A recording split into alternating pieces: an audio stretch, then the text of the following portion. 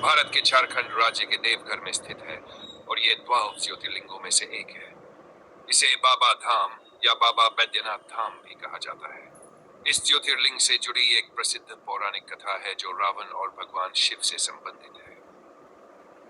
बाबा बैद्यनाथ ज्योतिर्लिंग की पौराणिक कथा। पौराणिक मान्यता के अनुसार रण रावण की तपस्या और शिवलिंग की प्राप्ति। लंका के राजा रावण शिव का परम भक्त था। उसने भगवान शिव को प्रसन्न करने के लिए कठिन तपस्या की। अपनी भक्ति दिखाने के लिए रावण ने अपना सिर काट काट कर भगवान शिव को अर्पित करना शुरू किया।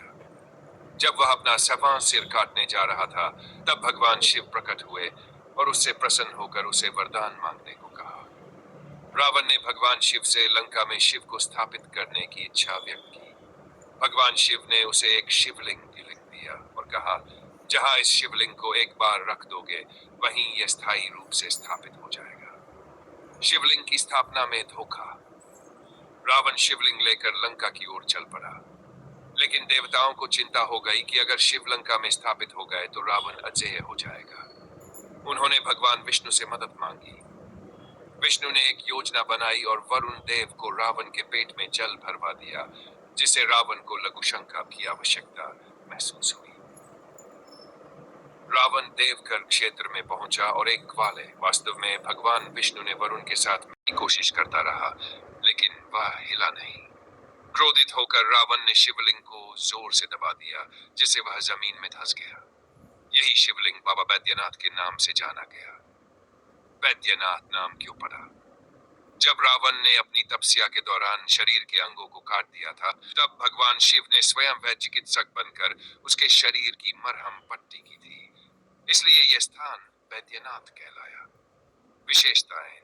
ये 12 ज्योतिर्लिंगों में से एक है। यह पृथ्वी शक्तिपीठों में से भी एक है। मान्यता है कि माता सती का हृदय यहीं गिरा था। श्रावण मास सावन में लाखों श्रद्धालु कांवड़ यात्रा करके यहाँ जल चढ़ाने आते हैं। बाबा बैद्यनाथ धाम सिर्फ एक तीर्थ स्थल नहीं, बल्कि भक्ति, तपस्या और शक्ति का प्रतीक है। यहाँ शिव और शक्ति दोनों की आराधना होती है। लोगों को शिवलिंग के बारे में कैसे पता चला? 1. स्थानीय चरवाहों और ग्रामीणों ने सबसे पहले देखा। जब रावण द्वारा छोड़ा गया शिवलिंग जमीन में धंस गया था, कुछ समय तक वह गुप्त रहा। लेकिन समय के साथ स्थानीय चरवाहों ने देखा कि एक विशेष स्थान से रहस्यमयी प्रकाश और शिव भक्ति की ऊर्जा निकल रही है। वहां की गायें उस स्थान पर स्वतः दूध छोड़ने लगीं, जो प्राचीन काल में किसी पवित्र स्थल की उपस्थिति का संकेत माना जाता था। साधुओं और तपस्वियों ने साधना की। कुछ ऋषियों और तपस्वियों ने वहां आकर ध्यान और तपस्या की। उन्होंने महसूस किया कि वहां कोई तेजस्वी दिव्य शक्ति है। उन्होंने ध्यान के माध्यम से यह जाना कि वहां एक ज्योतिर्लिंग विद्यमान है, जो स्वयं भगवान शिव है। 3. स्थानीय राजाओं और जनमानस को जानकारी मिली। जब वहां के राजा को इस बात की जानकारी मिली, तो उन्होंने उस स्थल की खुदाई करवाई और शिवलिंग को खोज निकाला। फिर वहां एक मंदिर का निर्माण कराया गया। धीरे धीरे यह जगह एक महान तीर्थ स्थल बन गई। पुराणों और संत साहित्य में उल्लेख।